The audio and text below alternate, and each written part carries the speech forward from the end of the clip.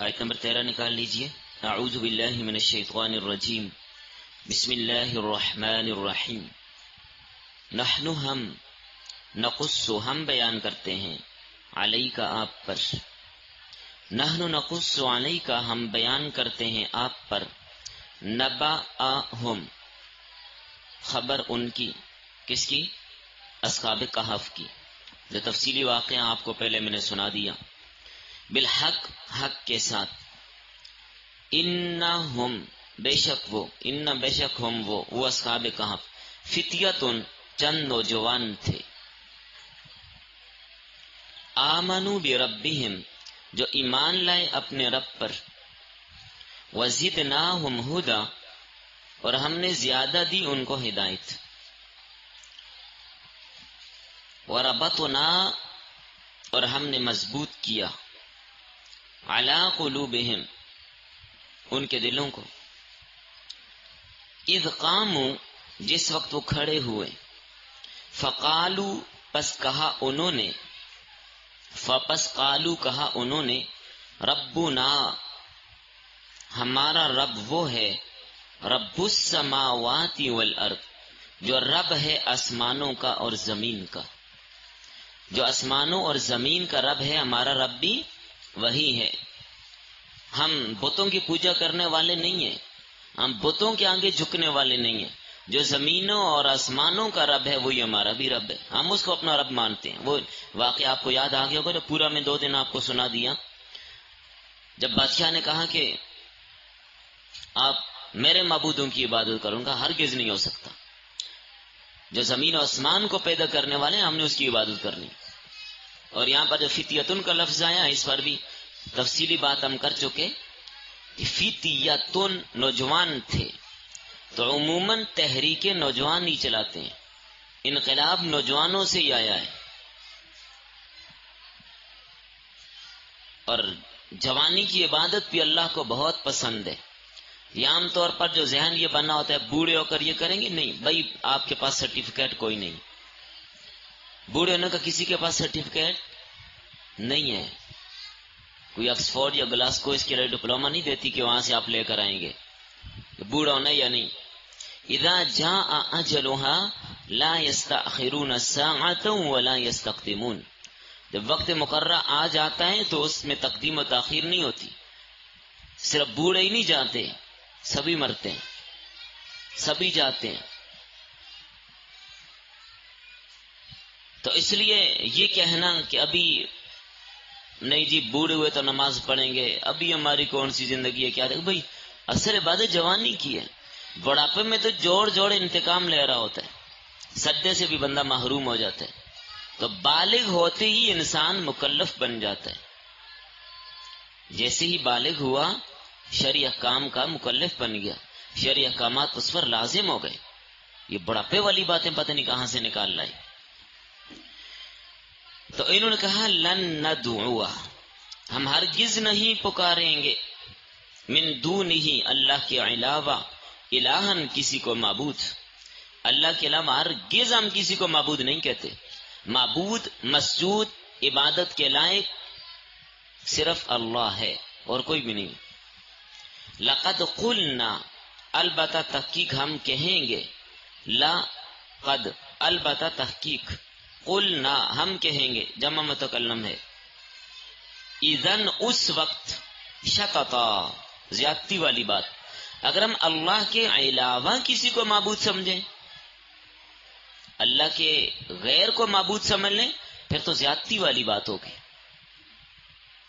ہؤلاء قومنا یہ ہماری قوم ہے، یہ ہماری قوم ہے، قومنا ہماری قوم. اتخذوا من دونہ آلہہ انہوں نے بنا لیے ہیں اللہ کے علاوہ معبود. انہوں نے اللہ کے علاوہ معبود بنا لیے. اتخذوا مانے انہوں نے پکڑے ہیں، من دونہ اللہ کے علاوہ، آلہتن الہ کی جمع آلہہ. اب انہوں نے بہت سارے، یہ آلہہ کا لفظ بتا رہا ہے کہ انہوں نے بہت سارے معبود بنائے ہوئے تھے. اچھا عجیب لوگ ہیں، ایک خدا پر بھی راضی نہیں ہوتے. ادھر معبود بھی بہت سارے ہونے چاہیے، خدا زیادہ ہونے چاہیے. عیسائیوں نے حضرت عیسیٰ علیہ السلام کو بھی جوڑ دیا اور حضرت مریم کو بھی جوڑ دیا اور حضرت جبرائیل امین کو بھی جوڑ دیا. ہندوؤں نے تو حد ہی کر دی نا. اور ذرا مشرکین عرب 360 بتوں کی پوجا کرتے تھے جو انہوں نے بیت اللہ کے اندر کھڑے کیے ہوئے تھے.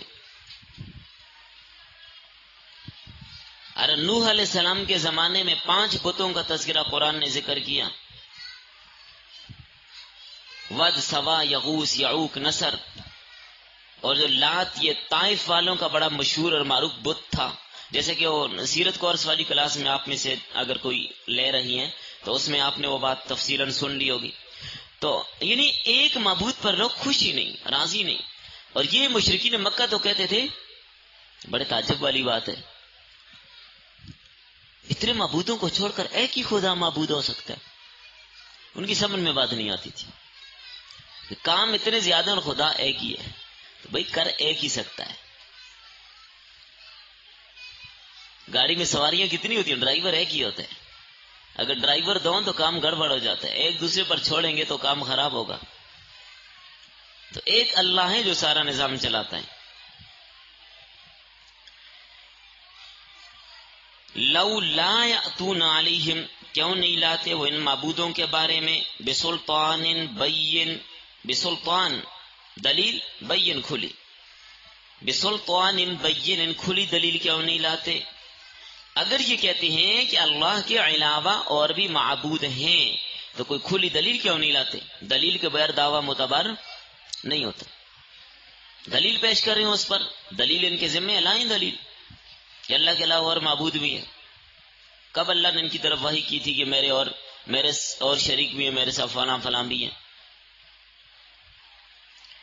فمن اظلم، پس کون بڑا ظالم ہے، اظلم مبالغہ ہے، کون بڑا ظالم ہے، ممن اس شخص سے، افطرا جو افطرا باندھے، علی اللہ اللہ پر، کذبن جھوٹ کا. یعنی کون بڑا ظالم ہے، مطلب سب سے بڑا ظالم یہی ہے جو اللہ پر بہتان باندھے. بہتان باندھنا کسی پر بھی ہو وہ حرام ہے، ظلم ہے، لیکن اللہ پر افطرا باندھنا اور بھی بڑا ظلم ہے. تو ان لوگوں نے اللہ پر بہتان باندھا، افطرا باندھا کہ اللہ کے سوا دوسروں کو معبود سمجھے ہوئے. وَإِذِ اعْتَزَلْتُمُوهُمْ، اور جس وقت تم الگ ہو گئے ان سے، وَمَا يَعْبُدُونَ، اور ان سے بھی جن کی وہ عبادت کرتے ہیں، اِلَّا اللَّهَ، سوائے اللہ کے، فَأْوُوا إِلَى الْكَهْفِ، پس ٹھکانہ بناؤ غار میں. کہف کی تشریح میں نے کر دی، کہف کس کو کہتے ہیں. پھر رقیم کا ذکر ہے، اصحاب الرقیم. رقیم کے بھی 9 اقوال میں نے آپ کو پڑھا دیا کہ رقیم کیا چیز ہوتی ہے، ان کو اصحاب الرقیم کیوں کہا گیا. تو کہنے لگے جب بادشاہ سے الگ ہوئے، ان بتوں سے بھی الگ ہوئے، سائڈ پہ وہ پورا واقعہ آپ کو سنا دیا پچھلے دروس میں. تو بادشاہ نے کہا نا میرے واپس آنے تک سوچ لو، یا 3 دن کی مہلت ہے، یا جتنا بھی اقوال میں نے ذکر کر دیے تو اس وقت تک سوچ لو. یہ وہاں سے سائڈ پہ مشورہ کیا، مشورہ دیتے پایا غار میں چلتے ہیں، اور پورا واقعہ آپ نے سن لیا. یعنی شور لکم، بکھیرے گا تمہارے لیے، ربکم تمہارا رب، من رحمتہ اپنی رحمت سے، وَيُهَيِّئْ لَكُمْ اور تیار کرے گا تمہارے لیے، من امرکم تمہارے اس معاملے میں، مرفقہ نرمی. غار میں چلتے ہیں، اللہ کی رحمتیں آئیں گی، اللہ تعالیٰ کوئی راستہ نکال دے گا، کوئی نرمی آ جائے گی، کوئی نہ کوئی صورت تو اللہ تعالیٰ نے پیدا کر دینی ہے. وَتَرَا اور آپ دیکھیں گے، الشمس سورج کو، اذا طلعت جس وقت وہ طلوع ہوتا ہے، تزاور مائل ہو جاتا ہے، کترا جاتا ہے، ان کہفہم ان کے غار سے، ذات الیمین دائیں طرف، واذا غربت اور جس وقت غروب ہوتا ہے سورج، تقرضہم مائل ہو جاتا ہے ان سے، ذات الشمال بائیں طرف، یمین دائیں اور شمال بائیں. وہم فی فجوۃ منہ اور وہ کھلی جگہ میں ہیں، اس غار میں کشادہ جگہ، وہاں پر ہیں وہ. یہاں سے کچھ یوں لگتا ہے کہ ابھی بھی وہیں ہیں، تھے نہیں. وَهُمْ فِي فَجْوَةٍ مِّنْهُ. جیسے کل کے سبق میں نے مجدد الفسانی رحمۃ اللہ علیہ کی بات بھی کی تھی. اگر اس کو دیکھا جائے تو لگتا تو یہ ہے کہ دجال کے ساتھ اس صورت کا خاص تعلق ہے. دجالی فتنوں سے بچنے کے لیے، دجالی تہذیبوں سے بچنے کے لیے، دفاع کے لیے، تو کچھ مجدد صاحب کی بات اور مجدد الفسانی رحمہ اللہ کی بات کچھ تو سمجھ آتی ہے. ذالک من آیات اللہ، یہ اللہ کی نشانیوں میں سے ہے. من یہدی اللہ، جس کو اللہ ہدایت دے، فہو المہتد، بس وہی ہدایت یافتہ ہے. ومن یضلل، اور جس کو اللہ بہکا دے، بٹکا دے، گمراہ کر دے، فلن تجد لہ، پس ہرگز نہیں پائیں گے آپ اس کے لیے، ولیًا، حمایتی، مرشدہ، رہنمائی کرنے والا. بس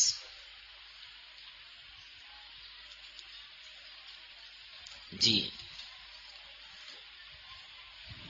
آج کا سبق سورہ کہف کا 6 درس ہے، اور اصحاب کہف کا واقعہ اجمالاً تفصیلاً آپ نے پہلے سن لیا. اس سے پہلے میں نے پورا واقعہ ایک نظر آپ کو سنا دیا تاکہ ہم آیات میں چلیں گے تو دوبارہ ہمیں بار بار بات دہرانی نہ پڑے.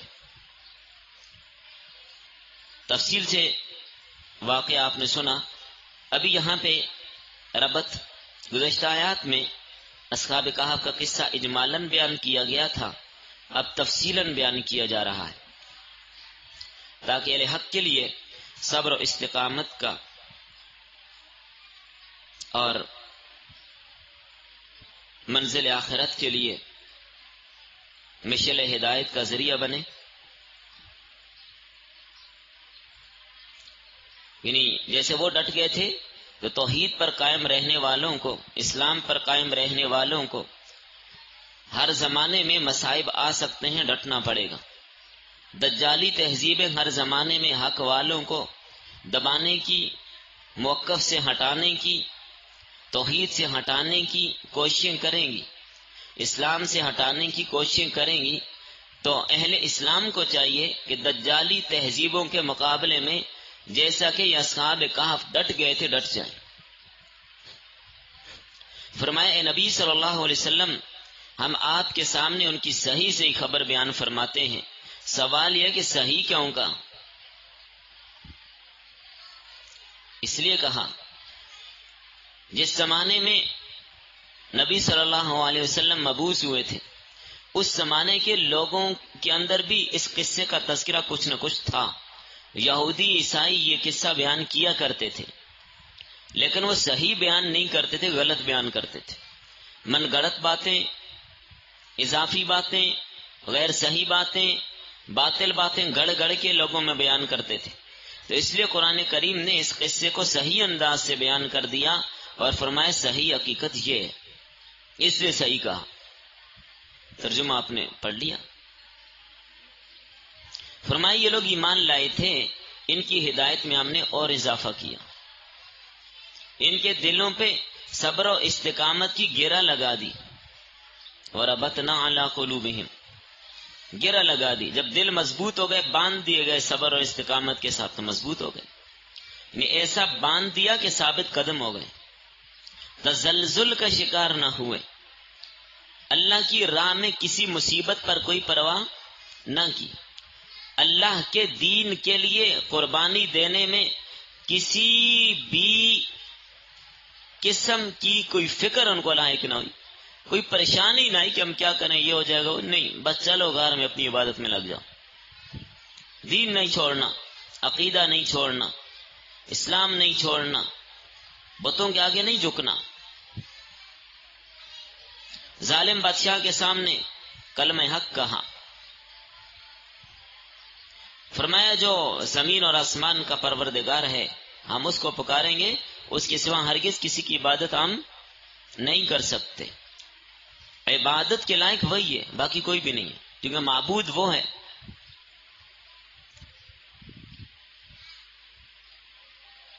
تو ایسی بات تو خلاف عقل بھی ہوگی. جو اللہ کے علاوہ کسی کو معبود بنائے وہ بے عقل ہے. کیوں؟ اللہ کے علاوہ جس کو معبود بنائے گا وہ کیا ہوگا؟ بے عقل ہوگا نا. لیکن ان کی عقل تو بالکل ہی ٹھکانے نہیں تھی ان لوگوں کی. معبود بھی ان کو بناتے ہیں. اب ایک پتھر ہے، آپ کسی پہاڑ میں چلے گئے، یہاں پر تو چلیں پتھر نہیں ہوتے، آپ یہ پہاڑی علاقے میں چلے جائیں، جہلم والی سائڈ چلے جائیں، یہ کیپیکیا میں چلے جائیں، کگان ناران، کتنے بڑے بڑے پتھر ہیں. سعودیہ میں دیکھیں دائیں بائیں پہاڑوں پہ کیسے کالے سے بڑے بڑے پتھر ہیں. اب وہ پتھر ہیں، کچھ کر سکتے ہیں اپنی مرضی سے؟ چل پھر ہیل بول سن سکتے ہیں؟ کچھ بھی نہیں. اب اس پتھر کو لا کر اپنے ہاتھوں سے تراشتے تھے، تراش تراش تراش تراش کے. آپ نے میوزیم میں بت وغیرہ بنے ہوئے دیکھے ہوں گے پرانے زمانے کے. تراشنے کے بعد اب اس کے آگے سجدہ کرتے تھے. تو یہ ہے عقل کی بات. اپنے ہاتھوں سے اپنا خدا بنا رہے ہیں. جس کا خدا اس کے ہاتھوں سے بنا ہوا ہے تو اس کا پیدا کرنے والا یہ یا وہ ہے؟ بھئی عقل کسی چیز کا نام ہے. پتھر گڑ گڑ کے خود بت بنایا، اب کہتے ہیں یہ میرا خدا ہے. تو ہے نا بے عقل. اس سے بڑا پاگل کون ہوگا؟ اس لیے قرآن کریم بار بار کہتے ہیں نا انما یتذکر لأولی الالباب. نصیحت کون لیتا ہے؟ عقل والے. جن میں عقل نہ ہو تو اللہ سب کو عقل سلیم نصیب فرمائے. اللہ اکبر.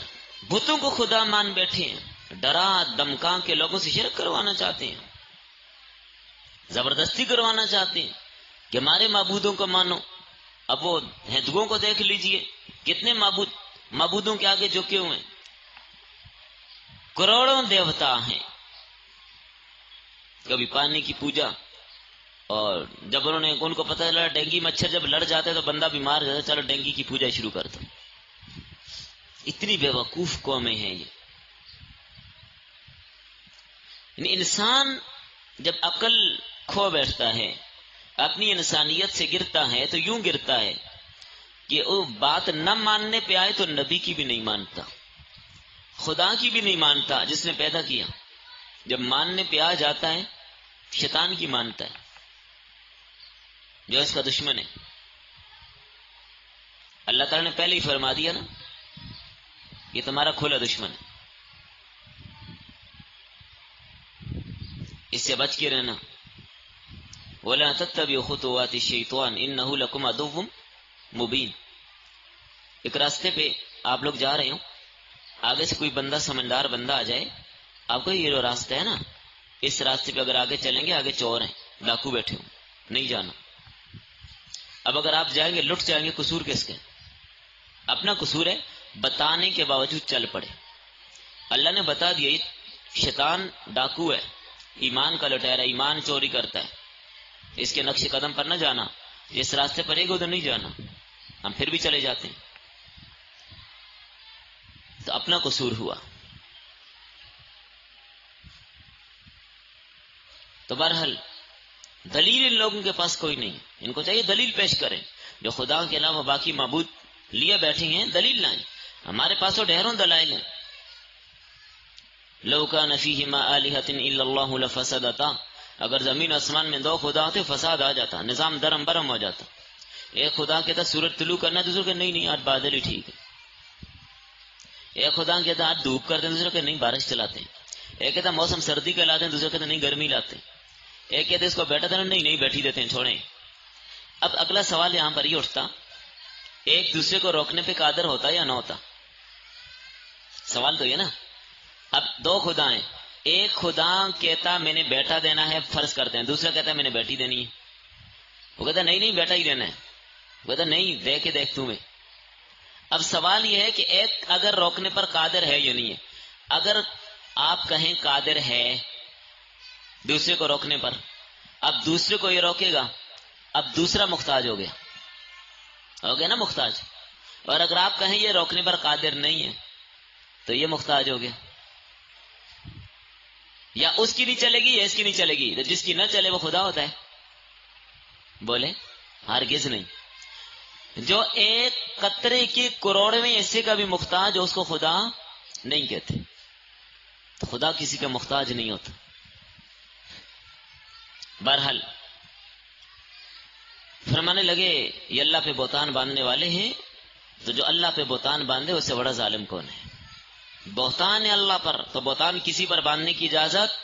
جو کسی پاک دامنا پر، پاک دامن مرد پر یا عورت پر بہتان باندھے، شریعت نے اس کی سزا کیا رکھی ہے؟ تہمت لگائے کیا سزا رکھی ہے؟ 80 کوڑے لگنے ہیں اس کو۔ بہرحال مشورہ طے پایا کہ ظالموں سے کنارہ کشی کرنا یہ اچھا ہے، ظالم کے ساتھ بیٹھنا اٹھنا اچھا نہیں۔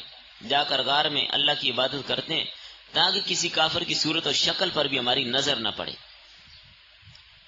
غار کی تنہائی میں ڈرنے کی ضرورت بھی نہیں ہے، کہنے لگے اللہ کی رحمت ڈانپ لے گی ہمیں، کام آسان ہو جائے گا۔ غار میں داخل ہوئے، کیسے گئے کیسے نکلے، راستے میں کیا کچھ پیش آیا وہ واقعہ عرض کر دیا پہلے۔ رحمت خداوندی کے بھروسے سے چل پڑے، غار میں گئے، کیا کچھ کیا، پھر نیند کب آئی، واقعہ گزر گیا۔ 309 سال تک سوئے رہے، آنکھ ہی نہ کھلی۔ بادشاہ بھی گیا، ارکان دولت بھی تلاش کے لیے پہنچے، ناکام ہو کر واپس آئے، غار کے منہ پر دیوار لگا دی کہ نکل ہی نہ سکیں، اندر ہی فوت ہو جائیں، اندر ہی مر جائیں، ختم ہو جائیں۔ تو یہ اللہ کی رحمت کی امید سے داخل ہوئے تو اللہ نے بھی اپنی رحمت کا معاملہ کیا۔ اللہ اسباب کا محتاج تو نہیں ہے، اسباب کے محتاج تو ہم ہیں۔ وہ بغیر کھانے کے بھی زندہ رکھ سکتا ہے۔ ایک رحمت تو یہ تھی کہ سورج طلوع کے وقت دائنی جانب مائل ہوتا اور غروب کے وقت بائیں جانب۔ یعنی غار کے اندر وہ وسیع جگہ پر تھے، ایسی جگہ پر، یعنی اتنا بڑا غار اور اتنی وسیع جگہ، لیکن پھر بھی سورج کی دھوپ ان پر نہیں لگتی تھی۔ یعنی غار کا رخ شمالن جنوبن تھا، اس آیت سے یہ معلوم ہوتا ہے شمالن جنوبن غار کا رخ تھا۔ باقی غار کے حوالے سے بحث پہلے ہو چکی ہے۔ فجوا کشادہ جگہ جہاں پر گھٹن محسوس نہ ہو، تو اسے یہ بھی معلوم ہے رہنے کے لیے ایسی جگہ بنانی چاہیے جہاں گھٹن نہ ہو، ایک کشادہ جگہ۔ حالانکہ وہاں پر دھوپ کا آنا ایک امر لازم ہے، لیکن نہیں آ رہی، اللہ قادر ہے۔ تو یقیناً یہ بھی ایک نشانی ہے۔ بعض لوگ اس قسم کی خوارہ کی عادت جو باتیں ہوتی ہیں اس کو ناممکن سمجھتے ہیں اور اسے گمراہ ہو جاتے ہیں۔ حالانکہ خوارہ کی عادت چیزوں کو ناممکن نہیں سمجھنا چاہیے، اللہ تعالیٰ قادر ہے۔ حضرت عمر رضی اللہ تعالیٰ عنہ نے مسجد نبوی کے اندر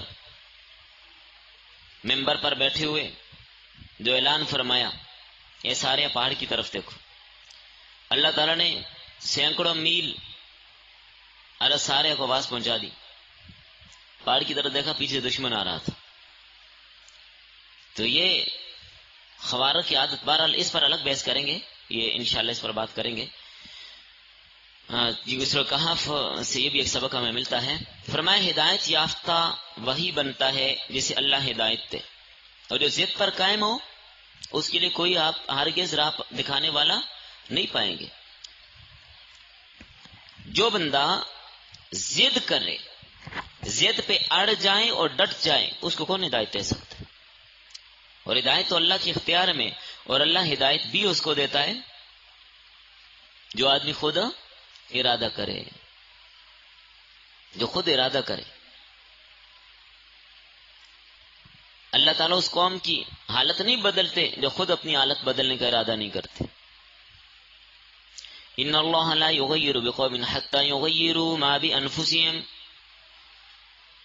جو ارادہ ہی نہ کرے اس کو ہدایت نہیں ملتی۔ ہدایت کوئی اتنی سستی چیز نہیں ہے اللہ زبردستی کسی کو دے دیں۔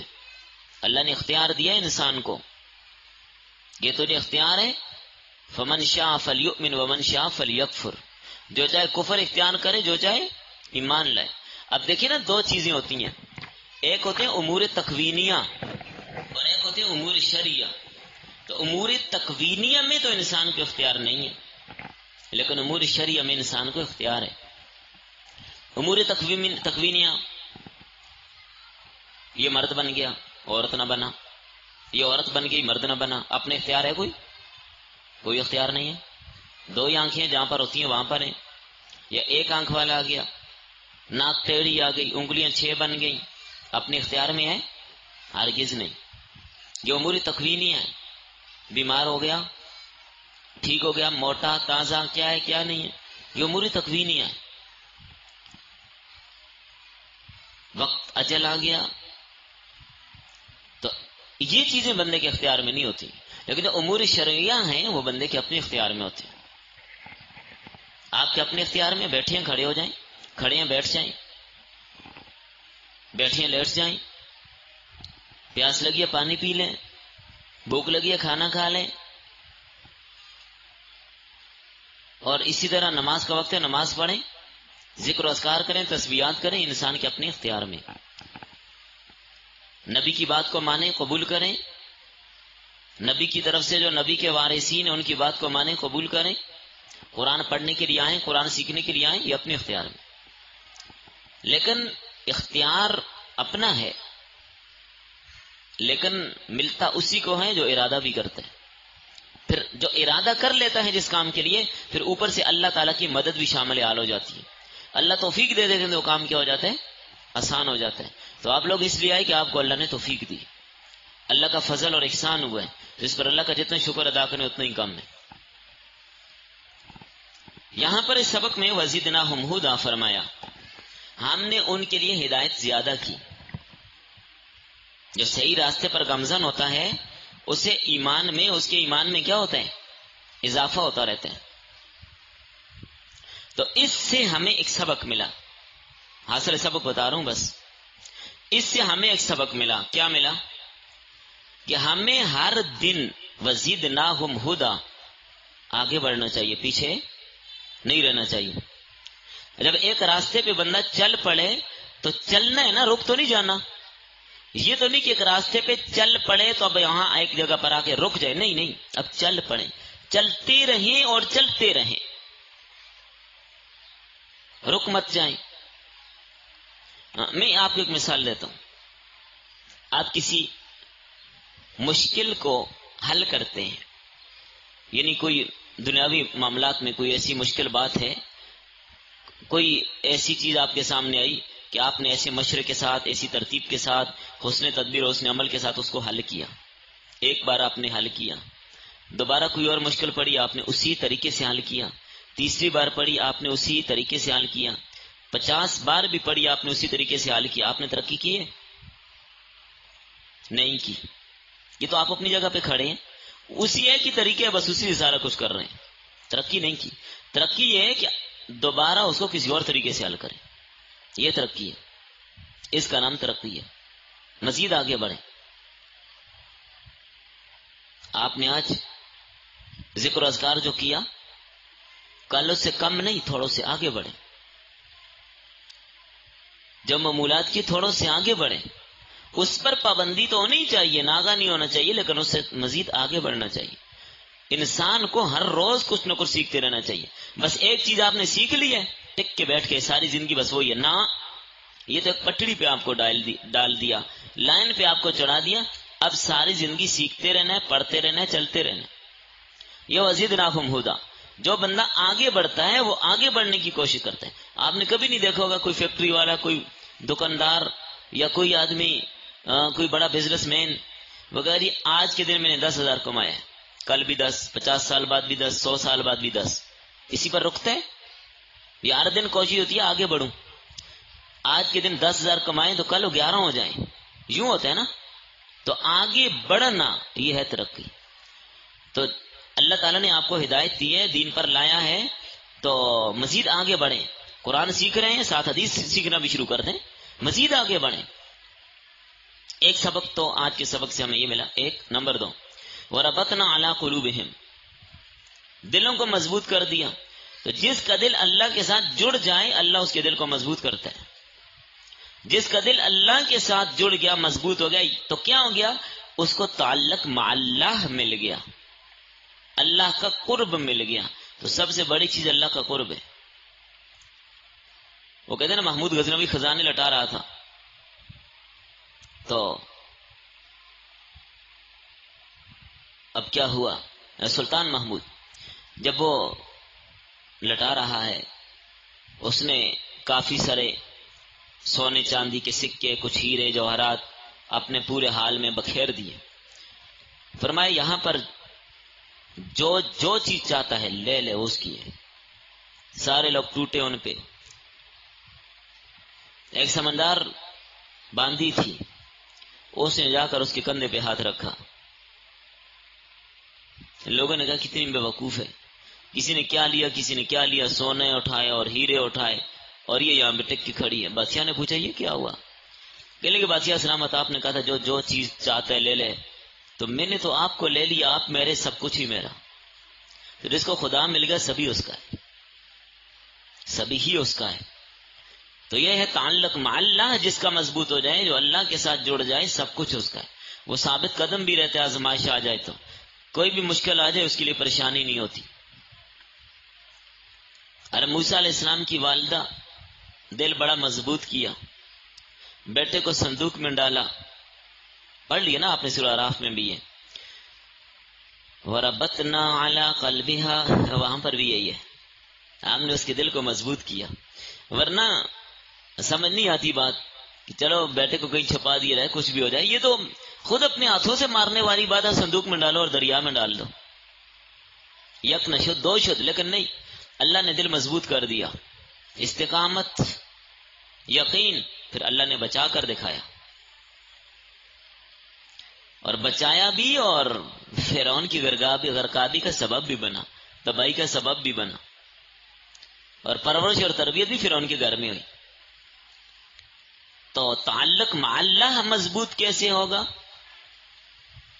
اس کے لیے دو کام کرنے ہوں گے، ذکر اللہ اور صحبت اہل اللہ۔ اللہ کا ذکر کثرت سے جو کرے گا، اللہ کے ساتھ اس کو تعلق مل جائے گا۔ اور دوسری چیز صحبت اہل اللہ۔ اب دیکھیں نا، کوئی آدمی جتنا جس کو زیادہ یاد کرتا ہے تو وہ پھر یاد ہی رہ جاتا ہے، وہ اس کی یاد آتی رہتی ہے۔ پھر تو اللہ کو کثرت سے یاد کرے تو اللہ کا محبوب نہیں بنے گا یہ۔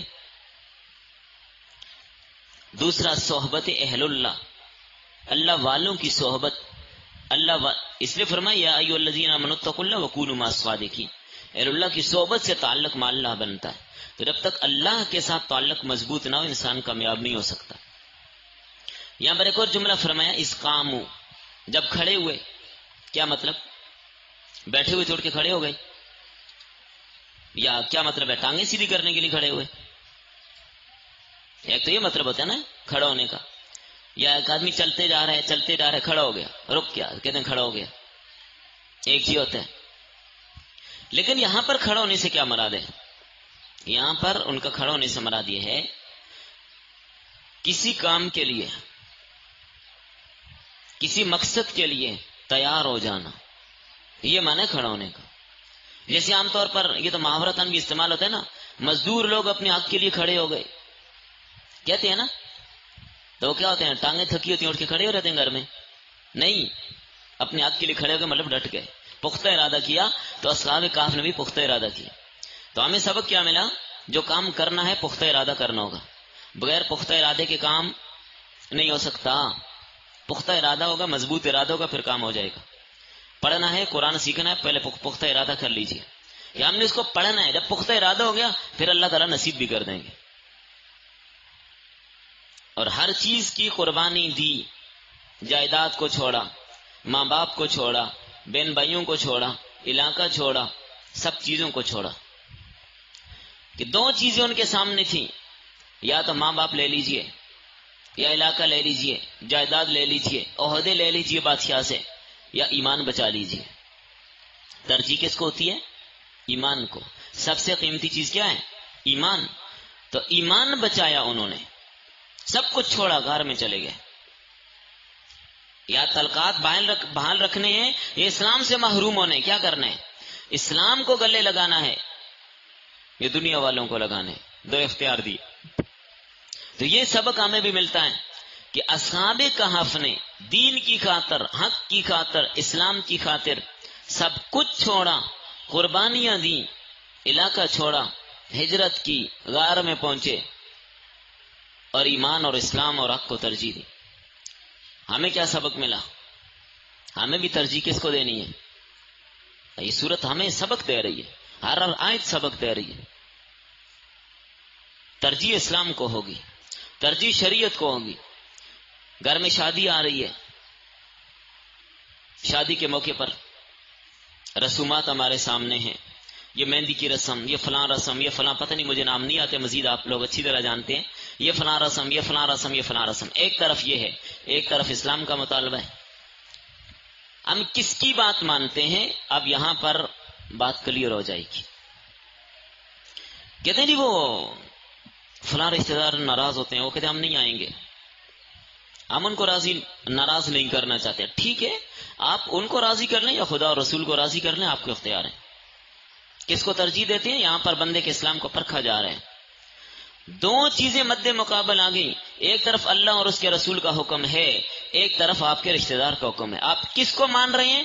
ابھی یہاں پر معلوم ہو گیا کہ آپ اسلام پر کتنے ہیں. یہاں پر فیصلہ ہو جاتا ہے، دائیں بائیں جانے کی ضرورت نہیں. کہ وہ ناراض، بھائی کبھی کبھی آپ بھی تو ناراض ہو جایا کریں، صرف وہی کیوں ناراض ہوتے ہیں؟ وہ فلاں پھپھو صاحبہ جی ناراض ہوتی ہیں. اچھا، جب ان کے یہاں شادی ہو، رسم و رواج ہو، گانا بجانا ہو، ڈول ڈمکے ہو، آپ ناراض ہو جائیں. ہر موقع پر وہی ناراض ہوتے ہیں نا. اب آپ ناراض ہو جائیں، جی آپ نے یہ ڈول ڈمکے والے بولے نا، ہم نہیں آتے، ہم ناراض ہیں آپ سے. ذرا آپ کی تو حق کی خاطر ناراض ہو کے دیکھ لیجیے. صرف وہی ناراض ہوتے ہیں، ناک کام کروانے کے لیے ناراض ہوتے ہیں. کہ آپ یہ مہندی کی رسم نہیں کریں گے، پھپھو کہتی ہے میں نہیں آتی، خالہ کہتی ہے میں نہیں آتی. تو آپ کہتے ہیں ٹھیک ہے آپ نہ آئیں. آپ کی ناراضگی قبول، اللہ اور اس کے رسول کی ناراضگی ہمیں قبول نہیں. کہہ دیں بات ختم. لا طاعت للمخلوق فی معصیۃ الخالق. اللہ کی نافرمانی میں مخلوق کی کوئی اطاعت نہیں. تو یہاں پر فیصلہ ہو جاتا ہے آپ کس کی مان کے چلتے ہیں. یہاں پر تقابل سامنے آ گیا. تو یہ ہمیں یہ سبق بھی یہاں سے مل رہا ہے. اور ایک سبق ہمیں یہ ملا، انسان متاثر تب ہوتا ہے جب طبیعت میں عیش اور عشرت اور لذات ہوں، اپنا مطلب نکالنا مقصود ہو. جن کا یہ ذہن ہوتا ہے تو وہ ہر دور میں دجالی تہذیب کا شکار ہو جاتے ہیں. آج کل لوگوں کو دیکھ لیجیے، جو لوگ اپنا مقصد اور مطلب نکالنے والے ہوتے ہیں ان کو اسلام کی کوئی پرواہ نہیں ہوتی، عقیدے کی کوئی پرواہ نہیں ہوتی، مذہب کی کوئی پرواہ نہیں ہوتی، قرآن و سنت کی کوئی پرواہ نہیں ہوتی. بس اپنا مقصد نکالنا ہے، جدھر سے مقصد نکل ادھر چلے جاتے ہیں. جدھر عوام اڑتی ادھر ہو جاتے ہیں، جدھر وقت آتا ہے ابن الوقت ادھر ہو جاتے ہیں. تو ایسا بندہ جو اپنے موقف پہ ڈٹنے والا نہ ہو وہ ہر دجالی تہذیب کا شکار ہوگا، گمراہ ہو گیا. یہ بس ہاں، جو اپنے موقف پر پختہ ہے، ڈٹا ہوا ہے، وہ متاثر نہیں ہوتا. دو چیزیں جس بندے میں ہوں گی، ایک تو عیش اور عشرت کا دل دادا ہوگا، دوسرا مقصدی بندہ ہوگا، اپنا مقصد نکالنا مقصود ہوگا. وہ کسی دجالی فتنے سے بچ نہیں سکتا. تو ہمیں دجالی فتنوں سے متاثر نہیں ہونا، حالات سے متاثر نہیں ہونا، اپنے آپ سے متاثر کرنا ہے. نہیں کہ جیسے حالات ویسے ہو جائیں، نہ، ایسی بات نہیں ہے. اور ایک سبق ہمیں یہ ملا کہ بلا دلیل کسی بات کو نہیں لینا. جیسے انہوں نے کہا نا دلیل لاؤ، بلا دلیل کے کسی موقع پر ڈٹنا یہ اہل باطل کا شیوا ہے، اہل حق کا نہیں. اہل حق دلیل کی بنیاد پہ چلتے ہیں، بغیر دلیل کے نہیں. ان مشرکوں نے اتنے معبود بنائے ہوئے، دلیل لاؤ بھائی. بغیر دلیل کے اتنے خداؤں کو تم تسلیم کر کے بیٹھے، دلیل پیش کرو. اس کا لگا نا بلا دلیل ہے. تو جب بلا دلیل ہے تو ہم بغیر دلیل کی کوئی بات تسلیم نہیں کرتے. اب دلیل کس کے ذمہ ہوگی؟ جو زیادہ خدا مانتے ہیں اس کی ذمہ دلیل ہے نا، ہمارے ذمہ تھوڑی ہے. ہم تو ایک خدا کے قائل ہیں، دلائل ہمارے پاس موجود ہیں کہ ایک خدا کے علاوہ اور خدا نہیں. لیکن دلیل تو اصل اس بندے کی ذمہ جو زائد کا دعویٰ کرتا ہے، اللہ کے علاوہ مزید بتوں کو بھی معبود مانتے ہیں، ایک اللہ کے بعد کسی اور کو بھی مانتے ہیں. ایک قدم آگے وہ بڑھا، دلیل بھی وہ لائے. دلیل اس نے لانی ہے، دعویٰ اس کا ہے. ہم تو اللہ کے علاوہ باقیوں کا انکار کرتے ہیں، تو دلیل انکار والے پہ ہوتی ہے یا دعوے والے پہ ہوتی ہے؟ اصول ہے نا. آپ عدالت میں جائیں، کسی چیز پر جا کے دعویٰ کریں، دلیل پیش کرنا کس کے ذمہ ہوگا؟ آپ کے ذمہ. دعویٰ آپ نے کیا، تو دعویٰ کرتے ہیں، دلیل اس پہ ہوتی ہے. تو دعویٰ کرتے ہیں کہ خدا کے علاوہ اور معبود بھی ہیں، دلیل وہ لائے. حضرت مولانا شمس الحق افغانی رحمہ اللہ کا ایک عیسائی کے ساتھ مناظرہ ہوا. 3 خداؤں کے موضوع پر بحث چھڑی. اس نے کہا آپ دلیل دیں کہ اللہ ایک ہے. مولانا سے کہا، انہوں نے کہا مجھے دلیل پیش کرنے کی کیا ضرورت ہے، دعویٰ تین کا آپ کا، دلیل میں دوں؟ دعویٰ آپ کر رہے ہیں کہ خدا تین ہے تو دلیل بھی آپ دو، میرے ذمہ دلیل نہیں ہے. ہاں وہ الگ بات ہے، دلائل ہمارے پاس بہت سارے ہیں، ایک نہیں. عرب مثال دی، عرب فرماتے میں کہتا ہوں میری جیب میں 1 روپیہ ہے اور تو کہتا ہے 3 روپے ہیں. اب دلیل میرے ذمہ تیرے ذمہ. میں کہتا ہوں میری جیب میں 1 روپیہ، تو کہتا ہے 3 ہے، تو بھائی 2 اوپر والے اضافی کہاں سے آئے وہ تو ثابت کر، میرے ذمہ نہیں ہے. میں کہتا ہوں 1 خدا ہے، تو کہتا ہے 3 ہے، تو اوپر والے 2 کہاں سے آئے وہ تو ثابت کر. سمجھ آ گئی نا بات؟ تو دلیل اس کی ذمہ ہوتی ہے جو اضافی چیز کا دعویٰ کرے. اور آج کے سبق میں ہمیں ایک چیز تو صبر و استقامت کا درس ملا کہ صبر اور استقامت بہت ضروری چیز ہے. صبر اور استقامت کے ساتھ ڈٹ جائیں، پھر اللہ تعالیٰ نتیجہ بھی نکال دیتے ہیں، جیسے اصحاب کہف کے ساتھ ہوا. اور ایسی صحابہ کرام رضوان اللہ علیہ مجمعین جب صبر اور استقامت کا مظاہرہ کیا، ڈٹ گئے، ہجرت کی، سب کچھ چھوڑا، اللہ تعالیٰ نے فاتحانہ طور پر دوبارہ مکہ میں داخل کر دی اور اسلام کا پرچم پوری دنیا تک پہنچ گیا.